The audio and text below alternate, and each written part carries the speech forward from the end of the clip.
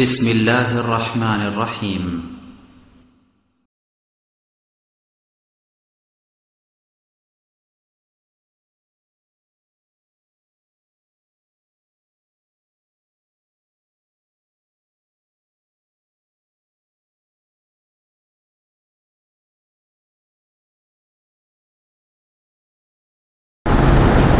إن الحمد لله نحمده ونستعينه من يهده الله فلا مضل له ومن يضلل فلا هادي له وأشهد أن لا إله إلا الله وحده لا شريك له وأشهد أن محمدا عبده ورسوله أما بعد فإن خير الحديث كتاب الله وخير الهدى هدى محمد صلى الله عليه وسلم وشر الأمور محدثاتها وكل محدثة بدعة وكل بدعة ضلالة وكل ضلالة في النار.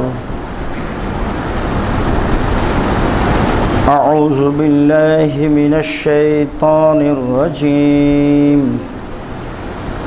ونحشرهم يوم القيامة على وجوههم عميا وبكما وصميا. عن عائشة رضي الله تعالى عنها قالت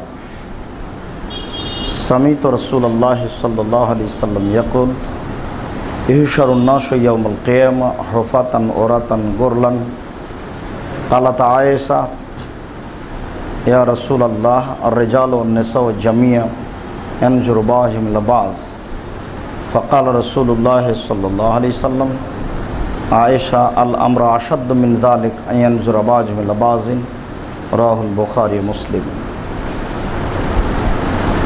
সম্মানিত মসজিদের মুসল্লি, প্রশংসা আল্লাহর জন্য, শান্তি অবতীর্ণ হোক আল্লাহ রাসূলের উপর সাল্লাল্লাহু আলাইহি ওয়াসাল্লাম। আজ জুমার খুতবায় বক্তব্যের বিষয় কিয়ামত। কিয়ামত সম্পর্কে গুরুত্বপূর্ণ তথ্যবহুল বিবরণের চেষ্টা করব ইনশাআল্লাহুল আজিজ।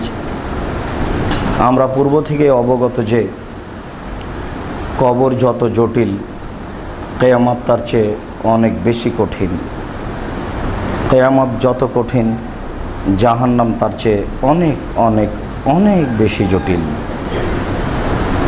মানুষ মূলত কবর, কিয়ামত, জাহান্নাম বাস্তবে বোঝাতে অক্ষম। এরপরেও রাসূল সাল্লাল্লাহু আলাইহি সাল্লাম যে বিবরণ পেশ করেছেন, আল্লাহ তাআলা যা বলেছেন, আমাদের বিদ্যার অভাবে, বলার গতির অভাবে আমরা মানুষের কাছে স্পষ্ট পেশ করতে পারছি না। সাথে সাথে আমাদের কাছে মিডিয়ার অভাব আছে। যেসব মাধ্যম দিয়ে সব মানুষের কাছে সঠিক পৌঁছাবো, সেসব মাধ্যমে আমাদের যথেষ্ট ঘাটতি রয়েছে। যাদের অনেক সুযোগ রয়েছে, তাদের সময়গুলি কিসসা কাহিনীতে কাটে। তারা আসলে জাতির সামনে কবর, কিয়ামত, জাহান্নামকে স্পষ্ট বোঝাতে চায় না বা চেষ্টা করে না। সুযোগ থাকলেও তাকে যথাযথভাবে ব্যবহার করে না। এগুলি ছিল মানুষকে পরকালমুখী করার সবচেয়ে বড় মাধ্যম। মানুষের একটা জীবন দুনিয়াবী জীবন, এরপরে আরও জীবন আছে যেগুলো সব হিসাব নিকাশের, এগুলো কঠিন। আবু হুরায়রা রাদিয়াল্লাহু তাআলা আনহু বলেন, রাসূল সাল্লাল্লাহু আলাইহি ওয়াসাল্লাম বলেছেন, আদ-দুনিয়া হিসাব, আদ-দুনিয়া আমাল ওয়ালা হিসাব। দুনিয়াতে কর্ম চলে, এখানে কোনো হিসাব নিকাশ নেই। ওয়াল আখিরাতু হিসাবুন ওয়ালা আমাল, আর পরকালে হিসাব নিকাশ চলে, সেখানে কোনো কর্ম চলে না। এসব কথা আল্লাহ রাসূল বহুদিন পূর্বে বলেছেন, যা হাদিসে জাজল্যভাবে আছে, কিন্তু মানুষকে বুঝাবে কে? মানুষ যদি ভালোভাবে বুঝতো যে এখানে কোনো হিসাব লাগে না, সারাদিন কর্মের হিসাব যদি বিকালে দেওয়া লাগতো, তাহলে মানুষ বিবেচনা করে কথা বলতো কোনটা ভালো আর কোনটা মন্দ। যেহেতু হিসাব দেওয়া লাগে না, এই জন্য মানুষ ভাবতেও চায় না ভালো আর মন্দ। এরপরেও রাসূল সাল্লাল্লাহু আলাইহি সাল্লাম বলছেন মানুষের ভাবা উচিত, কেননা সব কথাই বিচারের মাঠে বোঝাতে হবে। বিচারের মাঠে মানুষের তো বিচার হবেই, পশু প্রাণীরও বিচার হবে। একটা শিংওয়ালা ছাগল যদি একটা অশিংওয়ালা ছাগলকে গুঁতা মেরে থাকে, বিচারের মাঠে আল্লাহ তাআলা অশিংওয়ালা ছাগলকে শিং দিয়ে বলবেন তুমি গুঁতা মেরে পরিশোধ করে নাও। এটাই হলো বিচার। তার আর কোনো জাহান্নাম জান্নাত নেই। জাহান্নাম জান্নাত হচ্ছে মানুষ এবং জিনের জন্য, অন্য কোনো প্রাণী জাহান্নাম জান্নাতে যাবে না। মানুষ দিয়ে জাহান্নাম পূর্ণ হবে না, আল্লাহ তাআলা তার পা ঢুকে জাহান্নামকে খাটো করে পূর্ণ করবেন। মানুষ দিয়ে জান্নাত পূর্ণ হবে না, তবে সব জাহান্নামীকে আল্লাহ জান্নাতে দিবেন না। যখন জাহান্নামের বাকি থেকে যাবে পূর্ণ হতে, তখন আল্লাহ তাআলা আবার নতুন মানুষ সৃষ্টি করবেন। ওই সময়ে তাদেরকে সৃষ্টি করে জান্নাতে দিবেন। এটা আল্লাহর ব্যক্তিগত ব্যাপার, তিনি যা ইচ্ছা তাই করেন। ফাআলুল লিমা ইউরিদ, তিনি যা ইচ্ছা তাই করেন, কারো সেখানে কোনো হাত চলে না। মানুষ জানে না আল্লাহ কাকে বলে। মানুষ যদি প্রকৃতপক্ষে আল্লাহর পরিচয় জানত, তাহলে মানুষ ভয় ভীতি ভিতরে আনত, ভয় করার চেষ্টা করত। মানুষ ভাবেও না যে আল্লাহ কাকে বলে। সর্বশক্তিমান আল্লাহ সব কিছুই করতে পারেন। আল্লাহ তাআলা বলেন অনাহশুরুহুম ইয়াউমাল কিয়ামা আলা ওজুহিহিম, বিচারের মাঠে আমি মানুষকে মুখের মাধ্যমে একত্রিত করব। মানুষের মুখ থাকবে নিচে দিকে আর পা থাকবে উপরের দিকে। এরপর আল্লাহ তাআলা বলছেন যে অমিয়ে, অন্ধ করে, বোকমা, বোবা করে, সুমিয়ে, বধির করে। বিচারের মাঠে মানুষ উঠবে, তখন তার শ্রবণ শক্তি থাকবে না, তার দেখার শক্তি থাকবে না। সে বোকা, বধির, অন্ধ হয়ে উঠবে, যাদেরকে মুখের মাধ্যমে ওঠানো হবে। অবশ্য রাসূল সাল্লাল্লাহু আলাইহি সাল্লাম বলেছেন যে ইউশারুন নাসু ইয়াউমাল কিয়ামা হুফাতান ওরাতান গোরলান, বিচারের মাঠে মানুষকে একত্রিত করা হবে খালি পায়ে, নগ্ন অবস্থায়, খাতনাবিহীন, মুসলমানিবিহীন। তাহলে ঠিক মায়ের পেট থেকে জন্ম নিয়ে যেভাবে এসেছিল, এভাবেই তাকে বিচারের মাঠে একত্রিত করা হবে, যা আমরা পরে বুঝব। অত্র আয়াতের এই অংশে আমরা বুঝতে পারছি আল্লাহ তাআলা বলছেন যে আমি মানুষকে কিয়ামতের মাঠে মুখের মাধ্যমে একত্রিত করব। মুখ থাকবে নিচের দিকে আর পা থাকবে উপরের দিকে। আমি তাদের অন্ধ করে একত্রিত করব, তাদের বধির এবং বোবা করে, কথা বলার কোনো শক্তি থাকবে না। আল্লাহ তাআলা অন্য জায়গাতে বলেছেন আমি তাকে যেভাবে জন্ম দিয়েছি সেভাবেই তাকে একত্রিত করব। তাহলে যেদিন মানুষ জন্ম নেয় সেদিন মানুষ কথা বলতে পারে না, তবে সেই দিন মানুষ অন্ধ থাকে না। আল্লাহ তাআলা বলছেন যে আমি বিচারের মাঠে মানুষকে অন্ধ করে, বধির করে, বোবা করে একত্রিত করব। আল্লাহ তাআলা অন্যত্র বলেন অনাহশুরুহুম ইয়াউমাল কিয়ামা জামিয়া, বিচারের মাঠে আমি নারী পুরুষ সবাকে একত্রিত করব। বহু জায়গাতে আল্লাহ তাআলা এরকম বলছেন যে তুহশারুনা ইলাইহি, তুহশারুনা ইলাইহি, তোমাদেরকে তার নিকটে একত্রিত করা হবে, তোমাদেরকে আমার নিকটে একত্রিত করা হবে। সমস্ত মানুষকে বিচার মাঠে একত্রিত করা হবে। বিচারের মাঠ কত কঠিন তা মানুষ যারা চিন্তা ভাবনা করে পড়ে তারা হয়তোবা কিছু আঁচ করতে পারে। আবু হুরায়রা রাদিয়াল্লাহু তাআলা আনহু বলেন রাসূল সাল্লাল্লাহু আলাইহি ওয়াসাল্লাম একদা বললেন মান সাররাহু আন ইয়ানজুরা ইলা ইয়াউমিল কিয়ামা কান্নাহু রায় আইনিন, কেউ যদি বিচারের মাঠকে নগদ দেখতে চায়, একেবারে চোখে তাকিয়ে দেখতে চায়, এই হলো বিচারের মাঠ। কোনো জিনিস যেমন দেখে, কোনো দৃশ্য যেমন দর্শন করে দেখে যে এ হচ্ছে তার হাত, এ হচ্ছে তার পা, এ হচ্ছে তার কান, এইভাবে তাকিয়ে তাকিয়ে দেখে। কান্নাহু রায় আইনিন, কেউ যদি বাস্তব বিচারের মাঠ দেখতে চায়, ফাল ইয়াকরা, তাহলে সে যেন পড়ে সূরা কুব্বেরাত, সূরা ইনফিতার, সূরা ইনশিকাক। এই তিনটি সূরা পড়লে বিচারের মাঠকে মানুষ বাস্তব দেখতে পাবে, এ কথা আল্লাহ রাসূল বলছেন। তিনি বলেন যে এই তিনটি সূরার দিকে দেখতে দেখতে আমার মাথার চুল পেকে গেল। সমস্যায়, দুশ্চিন্তায় মানুষের মাথার চুল পাকে। মানুষের উপরে যখন সমস্যা নেমে আসে, দুশ্চিন্তা নেমে আসে, তখন মাথার চুল তাড়াতাড়ি পেকে যায়। আল্লাহ রাসূল বলছেন যে সূরা কুব্বেরাত, সূরা ইনফিতার, সূরা ইনশিকাককে দেখতে দেখতে আমার মাথার চুল পেকে গেল। তাহলে বাস্তব, আল্লাহ রাসূল বলছেন কেউ যদি বাস্তব বিচারের মাঠকে দেখতে চায় তাহলে এই সূরা তিনটি পড়তে হবে। যদি চাও, আমাদের অনেকের কাছে এসব সূরায় কি আছে তা আমাদের জানা নাই। নাস ফালাক পড়ি, তাতে কি আছে সেটাই আমাদের জানা নাই। জন্ম নেওয়ার পর থেকে বাপও ভাবছে যে আমার বাপ যেমন আমাকে কিছু শেখায়নি, আমি আমার ছেলেকে তেমন কিছু শেখাবো না, এটা প্রতিশোধ নিয়ে নিব। ঠিক বাস্তব এটা। নাহলে আপনার মাথায় পরিকল্পনা এভাবে আসলো কেন যে ছেলেকে ইংরেজিতে উচ্চশিক্ষিত করতে হবে? আপনার বাড়িতে তো কোরআন মাজিদ অনেক দিন থেকে আছে, কাপড় দিয়ে ঘেরা আছে। কোনো দিন ভেবেছেন যে আমি একটু পড়ে দেখে বুঝি বা ছেলেকে বোঝানোর চেষ্টা করি? বিশ্বাস করুন, একাধিক দিন বলা আছে, রুজি মানুষকে ওইভাবে খুঁজে মানুষের মরণ মানুষকে যেভাবে খুঁজে। আপনি জোর করে রুজি ইনকাম করতে পারবেন না। যদি আপনি মাসে 1 লাখ টাকা ইনকাম করেন আর বউ যদি 1 লাখ করে, এরপরে যদি আপনার রুজি তাকদিরে না থাকে, তাহলে আপনি ধনী হতে পারবেন না।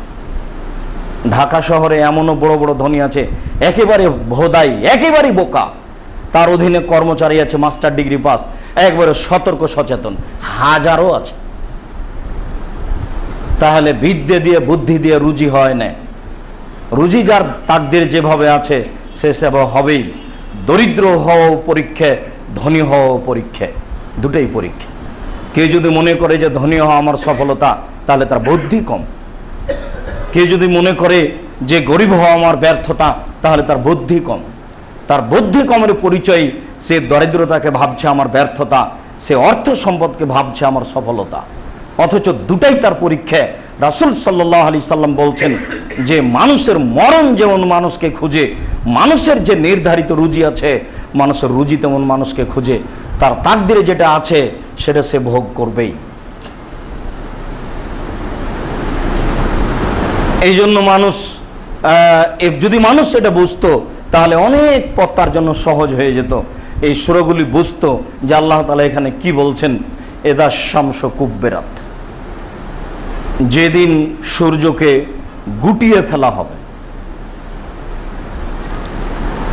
ওখান থেকে সূর্যটা নিচে পড়ে যাবে। ওয়াইদান নুজুমুন কাদারাত, যেদিন তারকাগুলি আলোহীন করে দেওয়া হবে।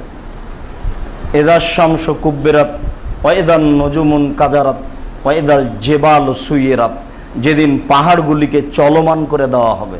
পাহাড় তো আপনি দেখেননি, দার্জিলিং যারা গেছে তারা পাহাড় দেখেছে, চিটাগাং যারা গেছে ছোট মোটো দেখেছে। তো যেখানে পানি আছে 10,000 ফুট, 10,000 মাইল, 50,000 মাইল, 300 মাইল, সেসবখানে কত বড় বড় পাহাড় আছে সেটা কি মানুষ জানে? এখনো যেসব এলাকায় মানুষ যেতে পারেনি সেখানে কত বড় পাহাড় আছে সেটা কি মানুষ জানে? আল্লাহ তাআলা বলছেন পাহাড়গুলিকে সেদিন চলমান করে দেওয়া হবে। অন্য জায়গায় আল্লাহ তাআলা বলছেন হাবাম মুমবাসা, ওই যখন আকাশে সূর্য উঠে তখন জানালা খুলে দিলে সূর্যের ছাটা ঘরের ভিতরে আসে, ওই ঘরের ভিতরে সূর্যের আলো ঢুকলে ওই আলোতে ক্ষুদ্র ক্ষুদ্র ক্ষুদ্র কণা দেখা যায়, ধুলোবালি দেখা যায়। জানালা বন্ধ করলে ওটা দেখা যায় না। আল্লাহ তাআলা বলছেন এই বিশাল হিমালয়ের মতো তার চেয়ে বড় পাহাড়গুলিকে এভাবে ধূলিকণা করে দেওয়া হবে। তাহলে পরিবেশ পরিস্থিতি কেমন হবে এটা কি মানুষ আঁচ করতে পারছে? কত বড় কঠিন শব্দ দিয়ে এটা পরিস্থিতি ঘটবে। আল্লাহ তাআলা বলছেন এটা জাতিস সাখা, যেদিন মানুষের কান ফাটানো শব্দ চলে আসবে, ওই শব্দ মানুষের কান বহন করতে পারবে না। কিয়ামত যেদিন ঘটবে, যেদিন বাঁশিতে ফোঁক দেওয়া হবে, সেই দিনের ওই শব্দ মানুষ বহন করতে পারবে না।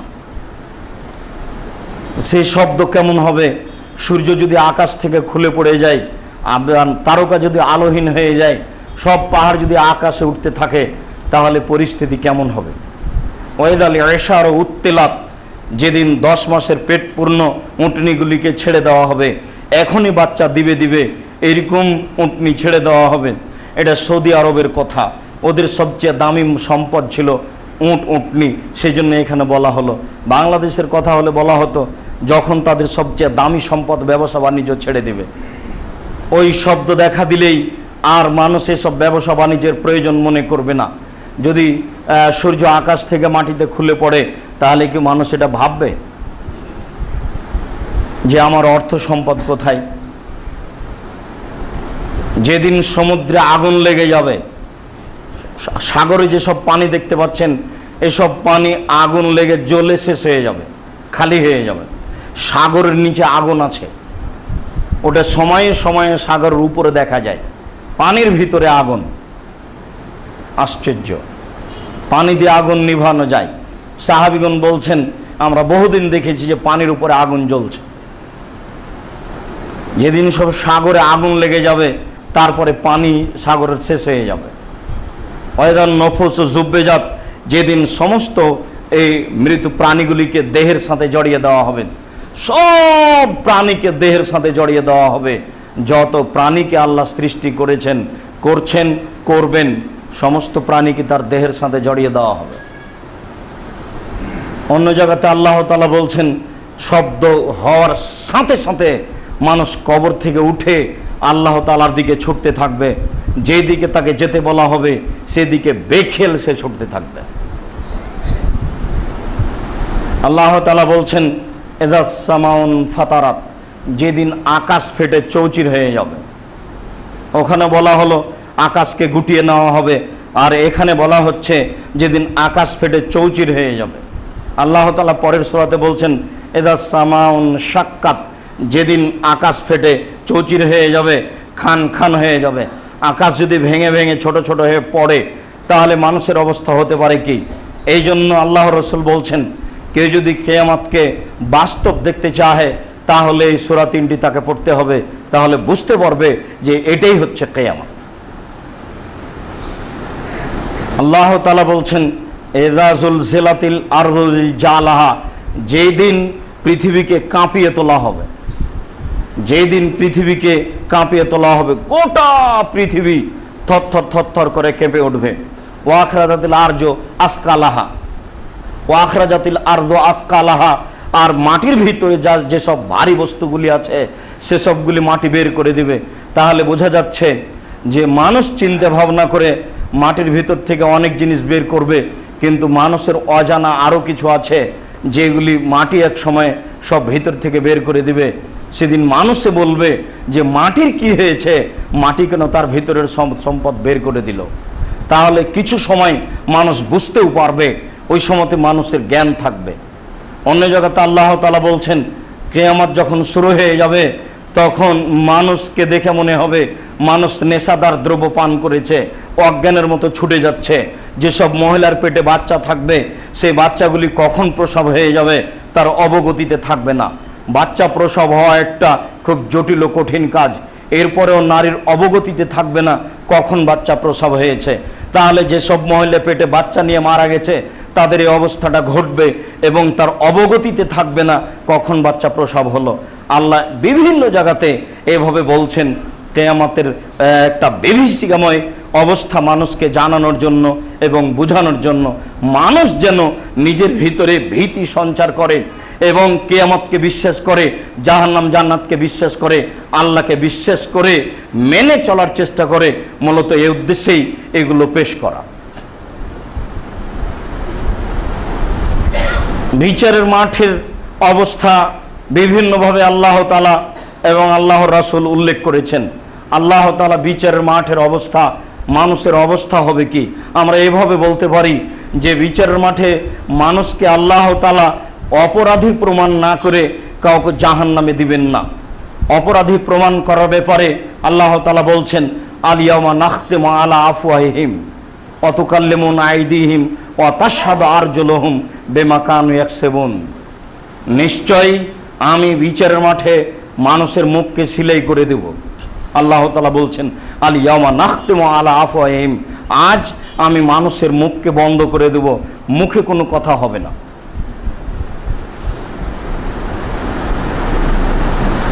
সেদিন মানুষের হাত কথা বলবে। আল ইয়াওমা নাখতিমু আলা আফওয়াহিহিম ওয়া তুকাল্লিমুনা আইদিহিম, হাতে কথা বলবে। জীবনে যত পাপ করেছেন, নারী পুরুষ সহ যত পাপ করেছেন, মাঠে ঘাটে, ব্যাংকে, অফিসে, আদালতে, যে কোনো স্থানে যত পাপ করেছেন, সব পাপের কথা হাত বলবে।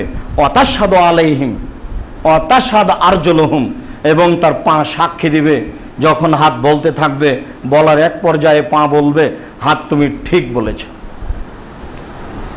হাত যদি আপনার বিরুদ্ধে কথা বলতে থাকে আর পা যদি আপনার বিরুদ্ধে সাক্ষী দেয়, তাহলে আপনার অবস্থাটা কি হবে? অন্য মানুষ লাগবে না, আপনি কার বিরুদ্ধে নালিশ করবেন? হাত আপনার বিরুদ্ধে কথা বলবে, যে হাতের আপনার অনেক সেবা যত্ন আছে। পা আপনার বিরুদ্ধে সাক্ষী দিবে, যে পায়ের আপনার অনেক সেবা যত্ন আছে। সেদিন আপনার হাত পা আপনার অনুকূলে থাকবে না। এ কথা আল্লাহ তাআলা বলছেন। মানুষ জীবনে যা উপার্জন করেছে, সব উপার্জনের কথা হাতে বলে দিবে, হাতের বিষয়টি পায়ে সাক্ষী দিয়ে দিবে। আল্লাহ তাআলা বলছেন ওয়া তাশহাদু আলসিনাতুহুম ওয়া তাশহাদু আলাইহিম আলসিনাতুহুম, মানুষের মুখ তাদের বিরুদ্ধে কথা বলবে। তাহলে বোঝা যাচ্ছে এক পর্যায়ে মুখকে কথা বলতে বলা হবে। আগের আয়াতে বোঝা গেল যে আল্লাহ বলছেন আমি মুখ বন্ধ করে দেব, তাহলে এখানে বোঝা যাচ্ছে এক সময় মুখ খুলে দেওয়া হবে। তাহলে মুখ কথা বলবে। এরপরে আল্লাহ তাআলা বলছেন ওয়াইদিহিম, তার হাত তার বিরুদ্ধে কথা বলবে। ওয়ারজুলুহুম বিমা কানু ইয়ামালুন, তার পাও কথা বলবে, তার জীবনের সব কর্মের কথা মুখ, হাত, পা বলে দিবে। তাহলে মূলত আপনার আত্মা আর বিরুদ্ধে এরা কথা বলবে। আপনি আত্মা দিয়ে বুঝতে পারবেন, আপনার বিবেক দিয়ে বুঝতে পারবেন যে আমার বিরুদ্ধে কথা বলছে। মুখ যদি উল্টা বলে, পা যদি উল্টা বলে, হাত যদি উল্টা বলে, তাহলে পরিবেশ কেমন হয়ে গেল।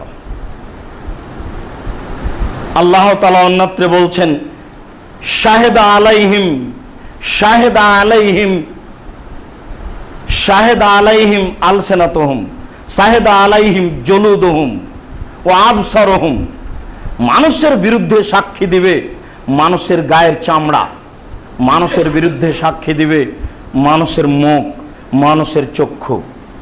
আপনার চক্ষু আপনার বিরুদ্ধে কথা বলবে, মুখ কথা বলবে, চক্ষু বিরুদ্ধে কথা বলবে, শরীরের চামড়া বিরুদ্ধে কথা বলবে। মানুষ যে আমলগুলি করছে সব আমলের কথা বলে দিবে।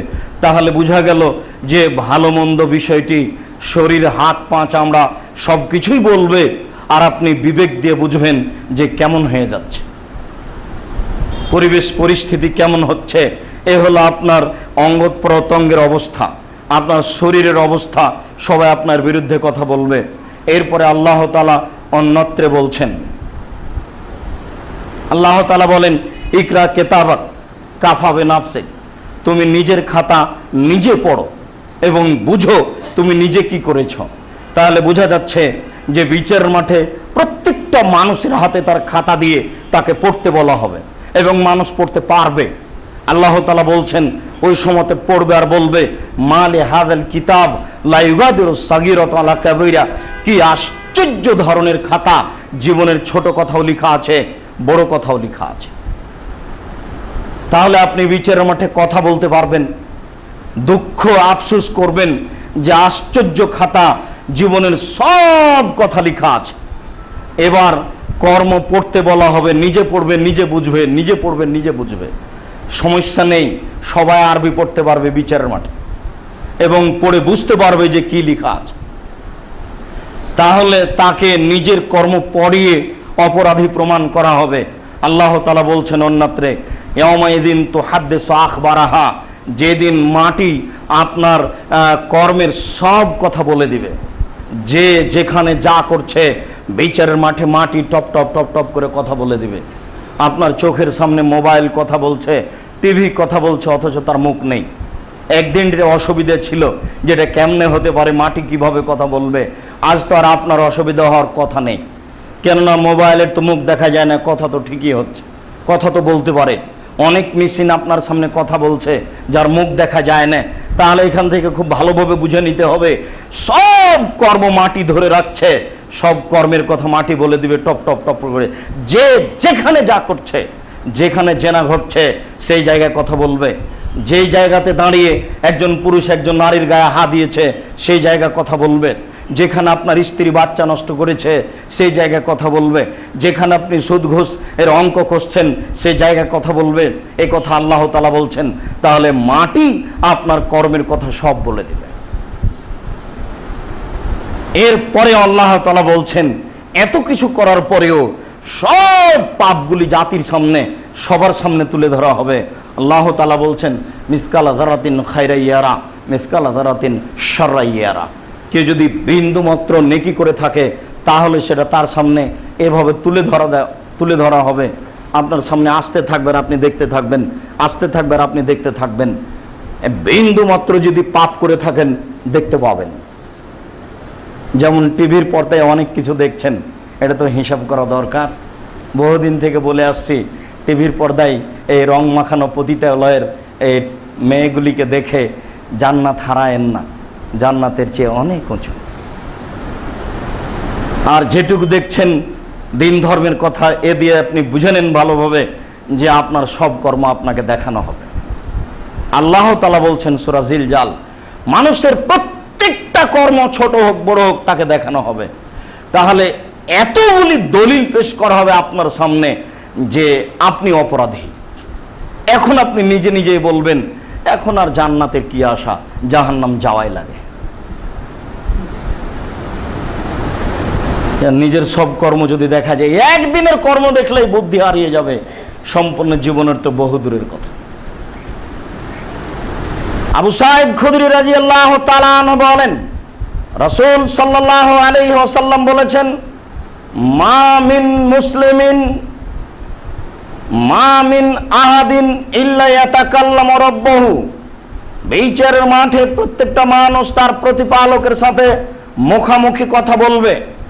লাইসা বাইনাহু ওয়া বাইনাহু তারজুমান, দুইজনের মাঝে কোনো দোভাষী থাকবে না। প্রত্যেকটা মানুষকে বিচারের মাঠে আল্লাহর মুখামুখি হতে হবে এবং ওই সময়ে কোনো দোভাষী থাকবে না। আল্লাহ রাসূল এই কথাও বলছেন, ওয়ালা হাজবিন ইয়াহজবহু, আল্লাহ এবং ব্যক্তির মাঝে কোনো অন্তরাল থাকবে না, কোনো আড় থাকবে না, কোনো পর্দা থাকবে না, একেবারেই মুখামুখি।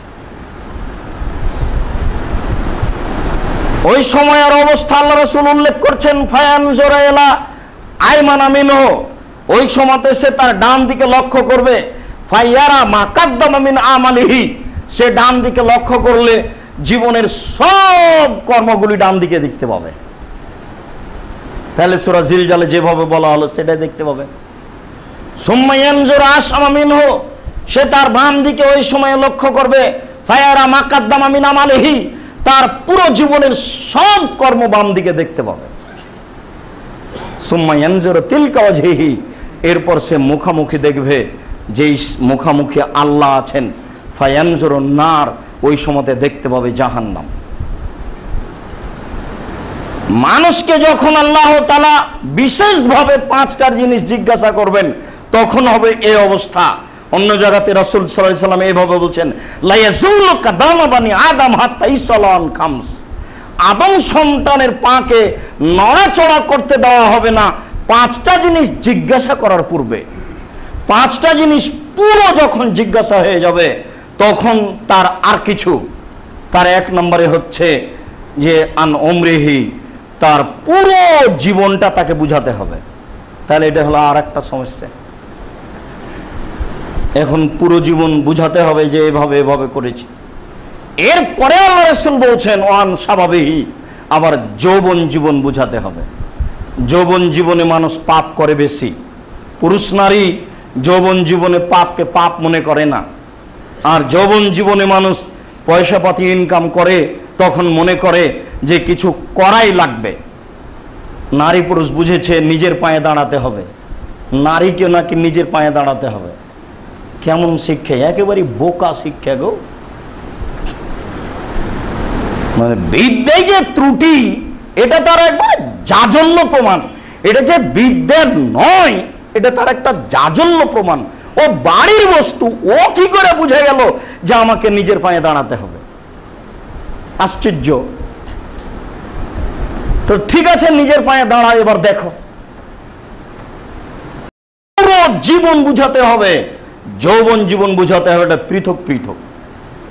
এরপরে আল্লাহর রাসূল বলছেন ওয়ান মালিহি আইনা ইকতাসাবাহু, তারপরে বুঝাতে হবে তার পয়সা কোথায় উপার্জন করেছে, কোথায় উপার্জন করেছে। তাহলে যত খাত আপনার উপার্জনের সবটা বুঝাতে হবে।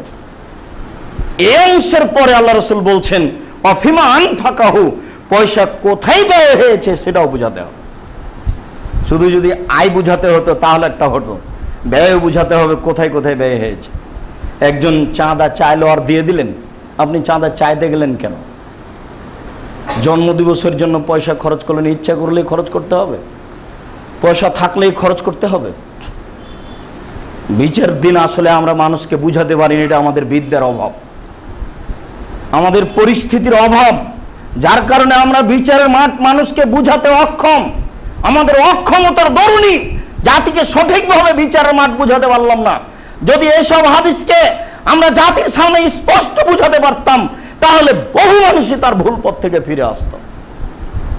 আল্লাহ তুমি এই ব্যবস্থা আমাদের জন্য করো, আল্লাহুম্মা আমিন। আমাদের দিয়ে যদি না চলে, তোমার অনেক দয়া, এরকম তুমি একটা জোরালো হাজারো মানুষ পৃথিবীতে রেডি করো, যেসব মানুষ তোমার মুহাম্মদ সাল্লাল্লাহু আলাইহি সাল্লামের বলে যাওয়া কথাগুলিকে জাতির সামনে স্পষ্টভাবে পেশ করবে, জাতি সঠিক পথ পাবে। তোমার কাছে আমরা রহমত দয়া কামনা করি। এরপরে রাসূল সাল্লাল্লাহু আলাইহি সাল্লাম বলছেন ওয়া ইলমিন, মানুষকে তার বিদ্যা বুঝাতে হবে। আপনার বাড়িতে হুজুর এসে মিলাদ করে যে খাওয়ার অনুষ্ঠান করে চলে গেল, আপনি বলছেন হুজুরকে আল্লাহ ছেড়ে দেবে? আল্লাহর নবী বলছেন আমার জীবনে তিনটি বড় ভয়। আল্লাহ রাসূল বলছেন আমার জীবনে তিনটি বড় ভয়, তার একটি বড় ভয় হচ্ছে আইম্মাতুল মুজাল্লিন, ভ্রান্ত হুজুর। হুজুর ভ্রান্ত হবে, এটা আমার জীবনে বড় ভয়। সবাই যে নগদ দলিল পেশ করছে, দেওয়ানবাগি বলছে যে ফাতেমার সাথে আমার বিবাহ হয়েছে, আমার বাচ্চারা সৌদি আরবে ফাতেমার সাথে দেখা করে এসেছে কবর থেকে। আশ্চর্য, দলিলের অভাব নাই। বলছে যে এই যে কোরআন মাজিদের আয়াত মিলাদ করতে হবে, কোরআন মাজিদের আয়াত বলে বলছে যে নির্বাচন চলছে, এই যে কোরআন মাজিদের আয়াত, যার যেখানে প্রয়োজন সে সেখানে কোরআন মাজিদ ব্যবহার করছে। যত আছে তরিকা নাকশবন্দি আর মুজাদ্দিদি আর চিশতিয়া, সবার কাছে কোরআন মাজিদের আয়াত আছে, সবাই দলিল পেশ করছে। এই কথা আল্লাহ রাসূল বলছেন আমার জীবনে বড় ভয়। এক নম্বর বড় ভয় হচ্ছে ভ্রান্ত হুজুর, দুই নম্বর বড় ভয় হচ্ছে আমার উম্মত হিন্দুদের সাথে মিশে যাবে। বাড়িতে মূর্তি থাকা হিন্দুদের কর্ম, রাত দিন শিরক করা এগুলো হিন্দুদের কর্ম, এভাবে অনুষ্ঠান করা এগুলো হচ্ছে হিন্দুদের কর্ম। তারপরে তিনি বলছেন আমার উম্মত মূর্তি পূজা করবে।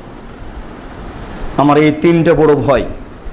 এক নম্বর আলেম ওলামা হবে ভ্রান্ত, দুই নম্বর আমার উম্মত হিন্দুদের সাথে মিশে যাবে, তিন আমার উম্মত মূর্তি পূজা করবে। আমার জীবনে তিনটে বড় ভয়। সম্মানিত মসজিদের মুসল্লি, বিচারের মাঠের একটা বাস্তব অবস্থা আপনার সামনে পেশ করছিলাম। আয়েশা রাদিয়াল্লাহু তাআলা আনহা বলেন রাসূল সাল্লাল্লাহু আলাইহি সাল্লাম বলেছেন ইহশারুন নাস ইয়াউমাল কিয়ামা হুফাতান ওরাতান গরলান, বিচারের মাঠে মানুষকে একত্রিত করা হবে, নারী পুরুষ সবাইকেই নগ্ন অবস্থায় খালি পায়ে খাতনাবিহীন, কারো মুসলমানি দেওয়া থাকবে না, কারো পরনে কাপড় থাকবে না। সর্বপ্রথম যাকে কাপড় পরানো হবে তিনি হচ্ছেন ইব্রাহিম আলাইহিস সালাম। রাসূল সাল্লাল্লাহু আলাইহি সাল্লাম খালি থাকবেন, পরনে কাপড় থাকবে না, এটাই প্রমাণ হয়। যদি যে কেউ বোঝাতে চেয়েছে এভাবে যে রাসূল হচ্ছেন ভিন্ন, কিন্তু আসলে এই ব্যাপারে কিছু বলা হয়নি। আল্লাহ রাসূল বলছেন প্রথমে যাকে কাপড় পরানো হবে তিনি হচ্ছেন ইব্রাহিম আলাইহিস সালাম। বিচারের মাঠে এটাও আল্লাহ রাসূল বলেছেন যে যেসব ছেলে মেয়েগুলি বাল্য অবস্থায় মারা গেছে ওইসব ছেলে মেয়েগুলি বিচারের মাঠে বাপ মায়ের কাপড় ধরে নিয়ে জোর করে টেনে জান্নাতে নিয়ে যাওয়ার চেষ্টা করবে। তাহলে বোঝা যাচ্ছে যে এক সময় সবার পরনে কাপড় থাকবে। এখন তো আল্লাহ রাসূল বলছেন বিচারের মাঠে নগ্ন অবস্থায় খালি পায়ে খাতনাবিহীন একত্রিত করা হবে। তখন আয়েশা রাদিয়াল্লাহু তাআলা আনহা বলেন, আল্লাহ রাসূল আর রিজাল ও নিসা জামিয়া এমজুর বাজুম লা বাজি, নারী পুরুষ সবাই একত্রিত হয়ে থাকবে, একজন আরেকজনের প্রতি লক্ষ্য করবে, এটা কেমন কথা হলো? আয়েশা এই কথা বলে উঠলেন, এটা কেমন হলো? নারী পুরুষ নগ্ন হয়ে থাকবে, একজন আরেকজনের প্রতি লক্ষ্য করবে। তখন আল্লাহ রাসূল বলছেন, আয়েশা ওয়াল আমরা আশাদ্দু মিন যালিক আয়ানজুর বাজুম লা বাজিন, আয়েশা সমস্যা এর চেয়ে অনেক অনেক অনেক জটিল, যে মানুষ মানুষের দিকে লক্ষ্য করবে, মানুষ মানুষের দিকে লক্ষ্য করবে, এরকম তার বুদ্ধি থাকবে না।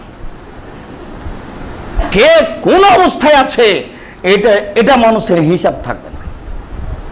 রাসূল সাল্লাল্লাহু আলাইহি সাল্লাম বলছেন, ইহসারুন নাস আলা আরজিন বাইজা, মানুষকে একত্রিত করা হবে সাদা সমতল জমিতে, সারা পৃথিবী হবে সমতল এবং সাদা কালার।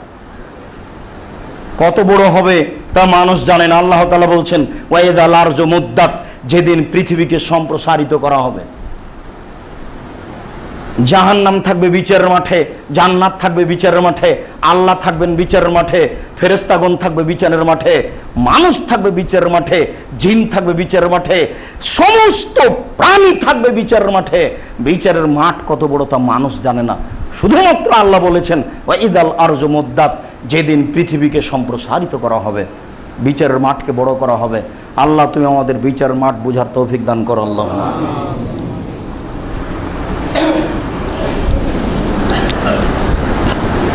আবু হুরায়রা রাদিয়াল্লাহু তাআলা আনহু বলেন, রাসূল সাল্লাল্লাহু আলাইহি ওয়াসাল্লাম বলেছেন, ইন্নাকুম মুহশারুনা রিজালান ওয়া রুকবানান ওয়া তুজাররুনা আলা ওজুহিহিম, শোনো, বিচারের মাঠে তোমাদেরকে একত্রিত করা হবে পদব্রজে, মানুষ বিচারের মাঠে পায়ে হাঁটবে, এক শ্রেণীর মানুষ, ও রুকবানান, এক শ্রেণীর মানুষ আরোহণ হয়ে থাকবে, উটের উপরে চড়ে থাকবে,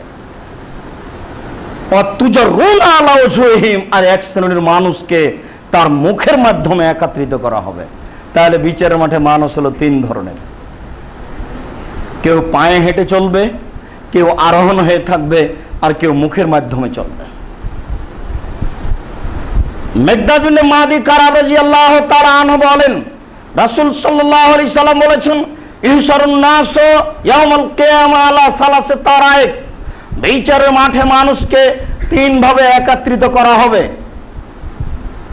রাগেবিনা রাহেবিনা, এক শ্রেণীর মানুষ থাকবে যারা জান্নাত পাওয়ার আশা করবে, জাহান্নাম থেকে বাঁচার আশা করবে। ও এক শ্রেণীর মানুষ ইসনানে আলা বাইরিন ওয়া সালাসুন আলা বাইরিন ওয়া আরবাউন আলা বাইরিন ওয়া আশারাতুন আলা বাইরিন, এক শ্রেণীর মানুষ একটা উটের উপরে দুইজন থাকবে, একটা উটের উপরে তিনজন থাকবে, একটা উটের উপরে চারজন থাকবে, একটা উটের উপরে 5-10 জন থাকবে। এরপর আল্লাহ রাসূল বলছেন যে সুম্মা তাসের বাকিয়াতুমুন নার, বাকি যারা থাকবে তাদেরকে আগুন ঘিরে নেবে। তাহলে এটা হলো একটা পরিস্থিতি। বিচারের মাঠ হবে অন্ধকার, যে অন্ধকার রাতে চোখের সামনে আঙ্গুল ধরলে আঙ্গুল দেখা যায় না, এরকম হবে বিচারের মাঠ। তাহলে তার চতুর্দিকে আগুন থাকবে, দুই শ্রেণীর মানুষ গেল, তৃতীয় শ্রেণীর মানুষের চতুর্দিকে আগুন থাকবে। আল্লাহ রাসূল বলছেন, তাকিলু হাইসু কালু, তারা দুপুরের পরে একটু অবস্থান করবে, ওই সময়তে আগুনও তার চতুর্দিকে অবস্থান করবে। ও তাবিতু হাইসু বাতু, তারা যেখানে রাত্রি যাপন করবে, আগুন তার চতুর্দিকে রাত অতিবাহিত করবে। এরপর আল্লাহ রাসূল বলছেন, তুসবিহু হাইসু আসবাহু, তারা যেখানে সকাল করবে, আগুন চতুর্দিকে সকাল করবে। ও তুমসি হাইসু আমসু, তারা যেখানে সন্ধ্যা করবে, তা আগুন চতুর্দিকে সন্ধ্যা করবে। এটা যে কয়দিন আল্লাহ ভালো জানে। একদিন সমান হলো 50,000 বছর, একদিন সমান হলো 50,000 বছর। রাসূল সাল্লাল্লাহু আলাইহি ওয়াসাল্লাম বলছেন, দেখো আমি তোমাদেরকে বিচারের মাঠে এমন অবস্থায় পাই না জানো, সবাই এরকম ভাবে ছুটে আসবে, কেউ ছুটে আসবে একটা গরু কাঁধে করে, এসে আমাকে বলবে, আল্লাহ রাসূল আমাকে বাঁচান, অথচ আমি বিচারের মাঠে তাকে বাঁচাতে পারবো না। গরু তার কাঁধের উপরে গরুর শব্দে চিৎকার করতে থাকবে। একটা মানুষ টিন মাথায় করে চলে আসবে, আত্মসাৎকারী চেয়ারম্যান, মেম্বার, এমপি, মন্ত্রী, মাথায় টিন থাকবে, এসে আমাকে বলবে যে আমাকে বাঁচাও, আমি সেদিন কোনো তার উপকার করতে পারবো না। আমি তোমাদের এমন অবস্থায় পাই না যেন জড়বস্তু কাঁধে করে নিয়ে চলে আসবে আমার সামনে, আর আমার কাছে বাঁচতে চাইবা, আমি বিচারের মাঠে তোমার কিছুই করতে পারবো না, এটা আমি চাই না। মানুষ তার জীবনে যত অন্যায় করেছে, মানুষের জুলুম করে দখল করেছে, এগুলো তার কাঁধে তুলে দেওয়া হবে। একটা হলো আত্মসাৎ করেছে, এগুলো তার কাঁধে থাকবে, আর একটা হলো জোর করে দখল করেছে, এগুলো তার কাঁধে থাকবে। যেগুলো জোর করে দখল করেছে সেগুলো থাকবে 7টা স্তর। যদি একটা জমি জোর করে নিয়ে নেন ক্ষমতা দেখিয়ে দাপটে, তাহলে এরকম 7টা জমিন কাঁধে তুলে দেওয়া হবে। আপনার কাঁধ কত বড় হবে আল্লাহই ভালো জানে। তবে একজন মানুষের বসার জায়গা হবে 250 মাইল। তাই কাঁধে তার এগুলো 7টা জমিন তুলে দেওয়া হবে, এগুলো কাঁধে করে বিচারের মাঠে ঘুরবে, আগুনও তার চতুর্দিকে ঘুরতে থাকবে। এক পর্যায়ে মানুষ রাসূলের কাছে আসবে, যার বিবরণ অন্য জায়গাতে আমরা বিস্তারিত পেশ করব। আয়েশা রাদিয়াল্লাহু তাআলা আনহা বলেন, রাসূল সাল্লাল্লাহু আলাইহি ওয়াসাল্লাম বলেছেন, তুদনা শামসু ইয়াউমুল কিয়ামা, বিচারের মাঠে মানুষের সূর্যকে নিকটে করে দেওয়া হবে কা মেঘদারে মাইলিন, 1 মাইল দূরে।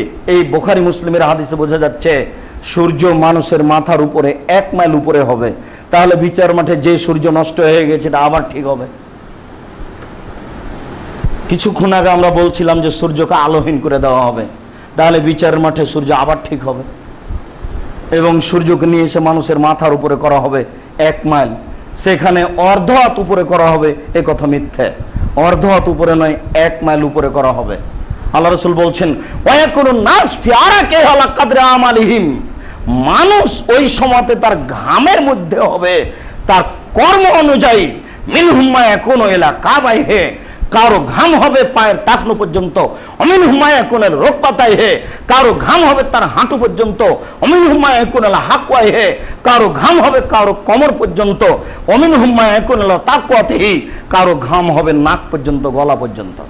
মানুষের শরীরের ঘাম যদি মানুষের নাক পর্যন্ত, গলা পর্যন্ত হয়, তাহলে পরিস্থিতি কত কঠিন, এটা কি মানুষকে বোঝানো যাবে? পরিস্থিতি বিচারের মাঠ মানুষকে বোঝানো কঠিন। মানুষ যদি নিজে চেষ্টা করে আল্লাহকে ভয় করে, তাহলে তার জন্য এটা সহজ হবে, তাছাড়া এটা সহজ হবে না। আবু হুরায়রা রাদিয়াল্লাহু তাআলা আনহু বলেন, রাসূল সাল্লাল্লাহু আলাইহি ওয়াসাল্লাম বলেছেন, লাকিয়া ইব্রাহিম আবাহু আজার, বিচারের মাঠের একটা বাস্তব অবস্থা, কঠিন অবস্থা আপনার সামনে পেশ করছি। লাকিয়া ইব্রাহিম আবাহু আজার, বিচারের মাঠে ইব্রাহিম আলাইহিস সালাম তার পিতার সাথে মুখামুখি সাক্ষাৎ করবেন। মুখামুখি সাক্ষাৎ করলেই ইব্রাহিম আলাইহিস সালাম বলবেন, আলামা কুল্লাক আল্লাহ তাসিনি, আব্বা আপনাকে আমি বলিনি যে আপনি আমার নাফরমানি করিয়েন না? বহুবার আপনাকে আমি বলেছিলাম আব্বা আপনি আমার নাফরমানি করিয়েন না। সেই দিন ইব্রাহিম আলাইহিস সালামের পিতা বলবেন, আলী আমালা আসিকা, ইব্রাহিম আজ আমি তোমার নাফরমানি করব না, আজ তুমি যা বলবে সেটাই মেনে নিব।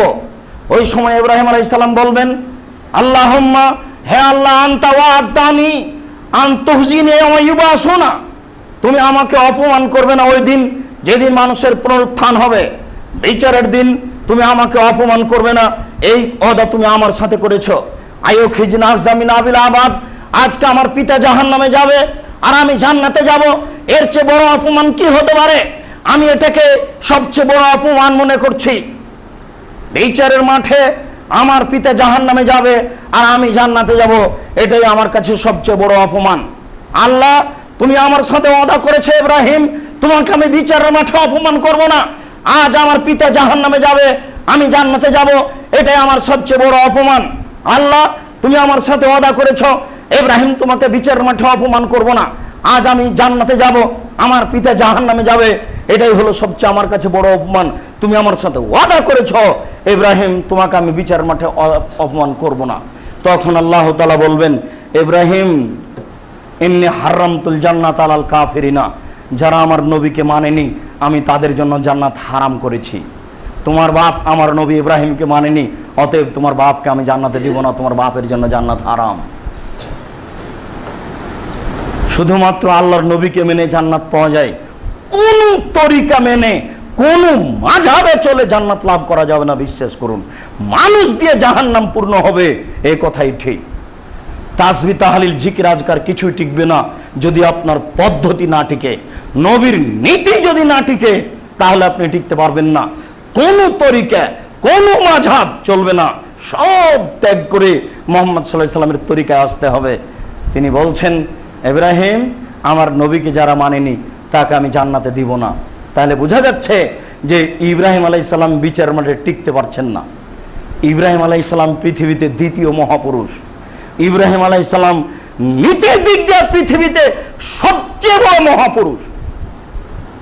ইব্রাহিম আলাইহিস সালামের নীতি মুহাম্মদ সাল্লাল্লাহু আলাইহি সাল্লাম মেনে চলেন। হাজারো জায়গাতে আল্লাহ বলেছেন যে তুমি ইব্রাহিমের নীতি মেনে চলো। বুখারী মুসলিমের হাদিসে এসেছে যে জিবরাইল আলাইহিস সালাম বলছেন, ওই দেখেন ওটা ইব্রাহিম, আপনি ওটা আপনার পিতা, আপনি তাকে গিয়ে সালাম দেন।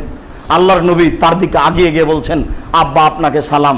তখন ইব্রাহিম আলাইহিস সালাম বলছেন, ও আমার সৎ সন্তান, তোমার উপরেও সালাম, সৎ নবী তোমার উপরেও সালাম। তো এখানে ইব্রাহিম আলাইহিস সালামকে প্রাধান্য দেওয়া হচ্ছে। আপনাকে আমি বলতে চাচ্ছি যে বলতে গেলে ইব্রাহিম আলাইহিস সালাম পৃথিবীতে সবচেয়ে বড় মহাপুরুষ, যদিচ সম্মান হিসেবে মুহাম্মদ সাল্লাল্লাহু আলাইহি সাল্লাম সবচেয়ে বড় মহাপুরুষ। এরপরে বিচারের মাঠে ইব্রাহিম আলাইহিস সালাম টিকতে পারছেন না। এ হচ্ছে বিচারের মাঠ। কবর যত কঠিন, কিয়ামত তার চেয়ে অনেক বেশি কঠিন। কিয়ামত যত কঠিন, জাহান্নাম তার চেয়ে অনেক অনেক অনেক বেশি কঠিন। কি দিয়ে বুঝায় আপনাকে কিয়ামত কত কঠিন? আল্লাহ তাআলা বলছেন যে মানুষ তার বাপ থেকে পালাবে, তার ছেলে মেয়ে থেকে পালাবে, তার স্ত্রী থেকে পালাবে, স্ত্রী তার পিতামাতা থেকে পালাবে, স্ত্রী তার স্বামী থেকে পালাবে। কেউ কারোর সাথে কথা বলতে চাইবে না, একজন আর একজনকে ভয় করবে। না জানি হয়তো আমার কাছে কিছু চাইবে, হয়তো সে আমার কাছে কিছু নিতে আসছে, এরকম একটা ব্যাপার হয়ে যাবে। আল্লাহ তাআলা বলছেন, আলিয়াউমা লা তামলিকু নাফসুন লিনাফসিন শাইআ ওয়া লা আমরু ইয়াওমা ইযিন লিল্লাহ। আজ বিচারের দিন একচ্ছত্র মালিকানা আল্লাহর হাতে থাকবে। কোনো মানুষের কোনো উপকার করতে পারবে না, এর নাম বিচারের মাঠ। কোনো মানুষের কোনো উপকার করতে পারবে না, এর নাম বিচারের মাঠ। কোনো মানুষের কোনো উপকার করতে পারবে না, এর নাম বিচারের মাঠ। ইব্রাহিম আলাইহিস সালাম উপকার করতে পারবেন না, মুসা আলাইহিস সালাম উপকার করতে পারবেন না। খুব ভালোভাবে জানা আছে যে বিচারের মাঠে মুমিনদেরকে আটকে দেওয়া হবে। ইহবাসুল মুমিনুনা, বিচারের মাঠে মুমিন ভালো মানুষকে আটকে দেওয়া হবে, জান্নাতে যেতে দেওয়া হবে না। তখন তারা সবাই আপোষে বলা বলি করবে, চলো যাই আমরা আদম আলাইহিস সালামের কাছে, তিনি সম্মানী মানুষ, আজকে আমাদের কোনো উপকার করতে পারেন নাকি? সবাই ওখানে গিয়ে বলবে, আনতা আদম আবুন নাস, আপনি হচ্ছেন আদম, মানুষের পিতা। কাদ খালাকাকা আল্লাহু বিয়াদিহি, আল্লাহ আপনাকে নিজ হাতে সৃষ্টি করেছেন, তার মানে আপনি সম্মানী মানুষ। ওয়াসকানা জান্নাতাহু, আল্লাহ তার নিজের জান্নাতে আপনাকে রেখেছেন, মানে আপনি সম্মানী মানুষ। ওয়াসজাদালাকা মালায়েকাতাহু, ফেরেশতা দিয়ে আপনাকে সিজদা করিয়ে নিয়েছেন, অর্থাৎ আপনি খুব সম্মানী মানুষ। আজকে আমরা একটু বিপদে পড়েছি, আপনি কোনো উপকার করতে পারবেন কি? তখন ইব্রাহিম আলাইহিস সালাম বলবেন, না, আমি তো একটা অন্যায় করেছিলাম, আমাকে বলেছিলেন যে গাছের ফল খেও না, আমি ওটা ভুল করে খেয়েছিলাম, জানি না আমার পাপ ক্ষমা হয়েছে কি না, আমি তোমাদের ব্যাপারে কিছু করতে পারছি না। আদম আলাইহিস সালাম বিচারের মাঠে বলবেন, আল্লাহ আমাকে বলেছিলেন এই গাছের ফল খেও না, আমি এরপরেও খেয়েছিলাম, এটা আমার জীবনে একটা ভুল থেকে গেছে, জানি না আমার এই ভুলের প্রতিক্রিয়া কি হবে। আল্লাহ আমার উপরে আজকে যত রাগ করেছেন, পূর্বেও কোনোদিন করেননি, পরেও কোনোদিন করবেন না। কাদ গাযিবা আলাইয়া রাব্বি, আমার প্রতিপালক আজ বিচার মাঠে আমার উপরে রাগ করেছেন, পূর্বেও কোনোদিন এমন রাগ করেননি, পরেও কোনোদিন করবেন না। আমার যে কি হবে তা আমি নিজেই বুঝি না। এটা ইব্রাহিম আলাইহিস সালাম বলছেন, আদম আলাইহিস সালাম বলছেন।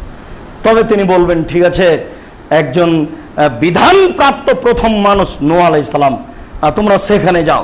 সবাই নূহ আলাইহিস সালামের কাছে গেলে নূহ আলাইহিস সালাম বলবেন, আমি তোমাদের জন্য কিছু করতে পারছি না, আমি না বুঝে একটা কাজ করেছিলাম, আমার ছেলের বাঁচার জন্য আল্লাহর কাছে প্রার্থনা করেছিলাম, এটা আমার একটা ভুল থেকে গেছে, আমার উপরে আমার প্রতিপালক রাগ করেছেন, এত রাগ করেছেন, এরকম রাগ পূর্বেও কোনোদিন করেননি, পরেও কোনোদিন করবেন না, আমার যে কি হয় তা আমি নিজেই বুঝি না। তবে সবাই তোমরা যাও মুসা আলাইহিস সালামের কাছে, ইব্রাহিম আলাইহিস সালামের কাছে। উনি হচ্ছেন আল্লাহর দোস্ত, খুব ভালোবাসা প্রিয় মানুষ, উনি হচ্ছেন খালিলুল্লাহ, হয়তোবা তোমাদের তিনি কিছু করতে পারেন।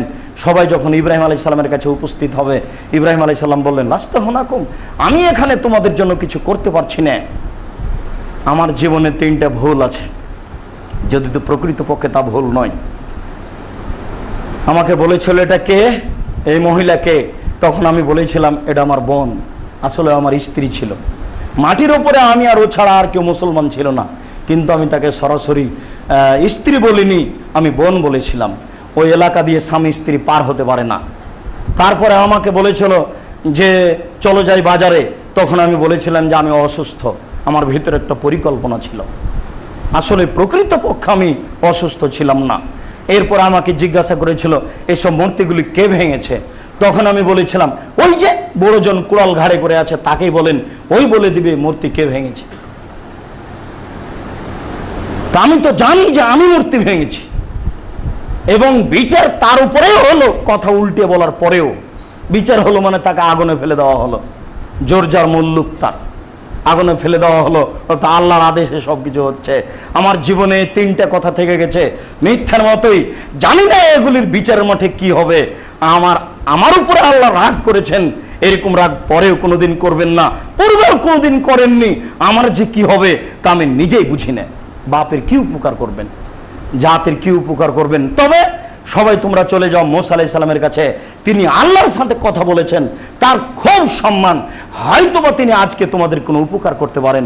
সবাই মুসা আলাইহিস সালামের কাছে উপস্থিত হলে মুসা আলাইহিস সালাম বলবেন, দুইজন মারামারি করছিল, আমি না বুঝে একজনকে এক থাপ্পড় দিয়েছিলাম, তাতেই সে মারা যায়।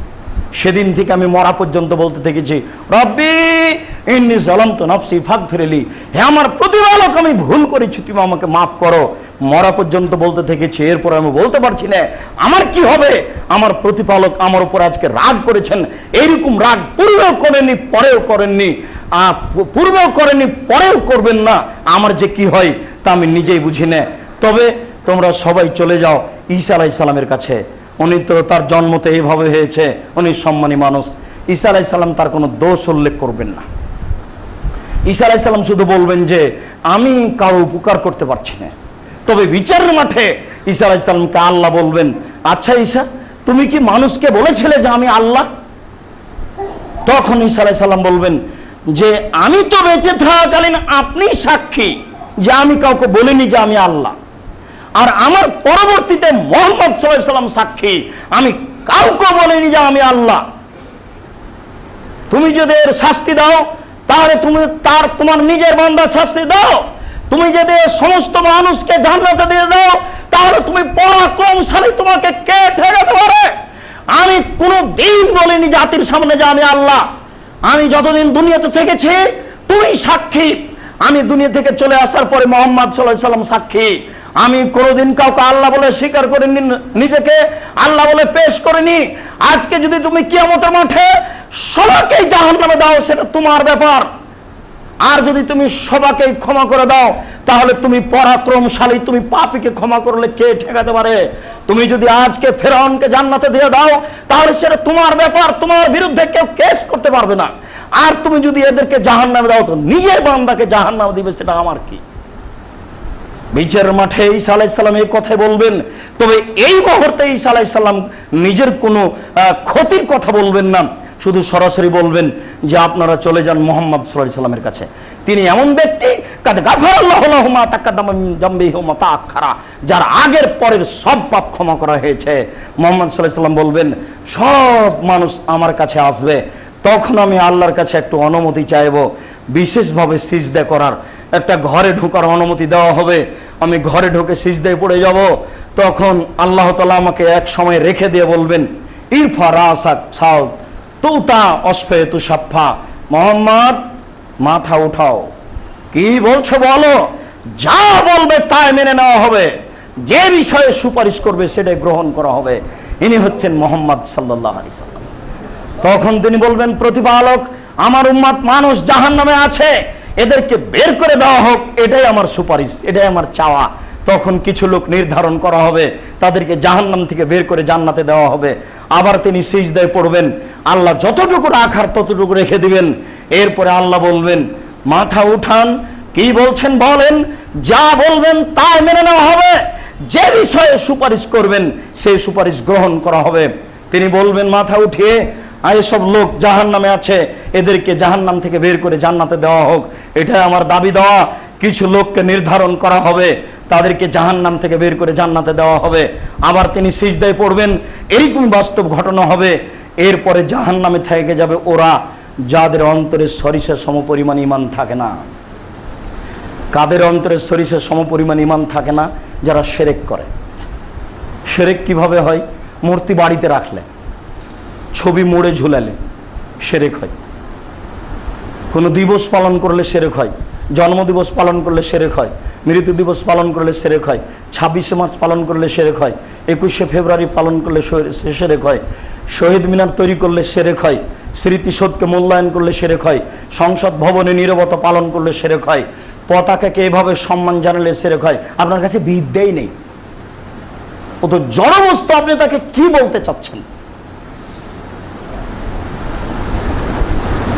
তুলসী গাছ তুলে ফেলা যায় না, তুলসী গাছে লাথি মারা যায় না, এই মন্তব্য করলে শিরক হয়। গরুকে লাথি মারা যায় না, এই কথা বললে শিরক হয়। আপনার মায়ের কসম করলে শিরক হয়। ছেলের হাত মাথায় রেখে মাথায় হাত রেখে কসম করলে শিরক হয়। আল্লাহ ব্যতীত যে কোনো কিছুর নামে কসম করলে শিরক হয়।